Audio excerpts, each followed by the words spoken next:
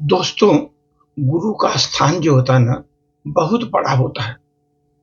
गुरु ईश्वर के समान होता है, उसका स्थान बहुत बड़ा होता है। गुरु की महिमा सर एक छोटी सी प्रस्तुति। एक राजा को पढ़ने लिखने का बहुत शौक था। एक बार उसने मंत्री परिषद में के माध्यम से अपने लिए एक शिक्षक की व्यवस्था करने की सुझाव दिया। शिक्षक आया और राजा को पढ़ाने लगा। पढ़ाने के लिए आने लगा। राजा को शिक्षा ग्रहण करते हुए कई महीने बीत गए।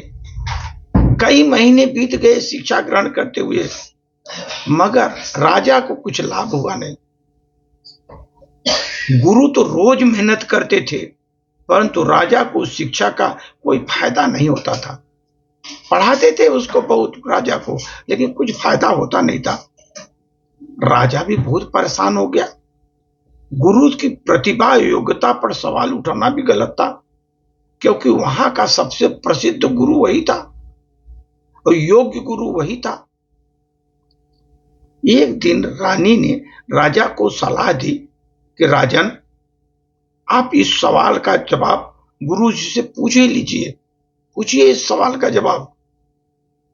राजा ने हिम्मत करके गुरु जी के सामने अपनी जिज्ञासा रखी।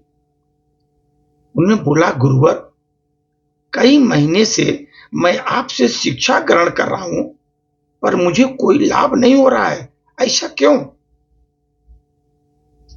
गुरु जी ने बड़े शांत स्वर में जवाब दिया, हे राजन, इसका कारण बहुत सीधा सा है। राजा बोला, बात बहुत छोटी है, परंतु आप अपने बड़े होने का अहंकार, जो अपने बड़ा होने का अहंकार के कारण इसे समझ नहीं पा रहे हैं और परेशान हैं। गुरु बोले कि आप बात तो छोटी है, परंतु आपके अंदर जो बड़ा होने का जो अहंकार है कि मैं राजा हूं, इसके कारण आप समझ नहीं पा रहे हैं और परेशान हैं आप। मैं माना कि आप एक बहुत बड़े राजा हैं और मुझसे पद और प्रतिष्ठा में भी बड़े हैं। गुरुजी ने बोला, मुझसे पद और प्रतिष्ठा में भी बड़े हैं, परंतु यहां आपका मेरा रिश्ता गुरु और शिष्य का है, ये ध्यान रखो आप। यहां पर मेरा आपका रिश्ता गुरु और शिष्य का है। गुरु होने के नाते मेरा स्थान आपसे उच्च होना चाहिए, लेकिन आप स्वयं सिंहासन में बैठते हैं और मुझे अपने से नीचे आसन में बैठाते हैं। यही कारण है जिसे आपको न तो कोई शिक्षा प्राप्त हो रही है, न कोई ज्ञान मिल रहा है।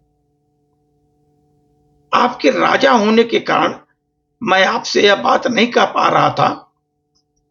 कल से अगर आप मुझे ऊंचे सिंहासन में बैठाएं और स्वयं नीचे बैठे, तो कोई कारण नहीं कि आप शिक्षा प्राप्त नहीं कर सकते, ऐसा कोई कारण नहीं है।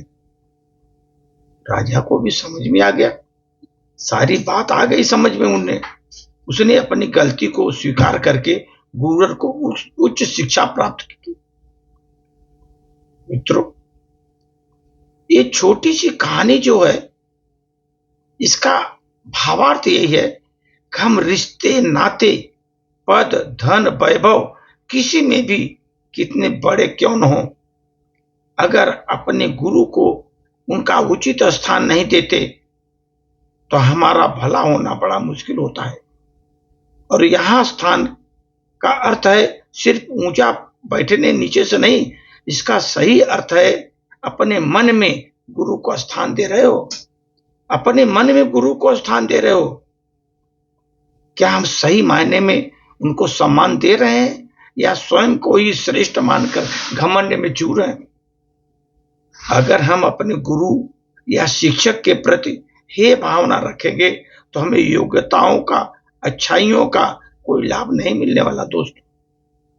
अगर उनका आदर करेंगे, उन्हें महत्व देंगे, उनका आशीर्वाद हमें सहज ही प्राप्त हो जाएगा।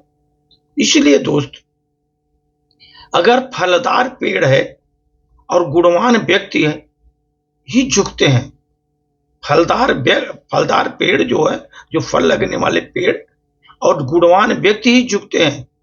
सूखा पेड़ और मूर्ख व्यक्ति कभी नहीं झुकते।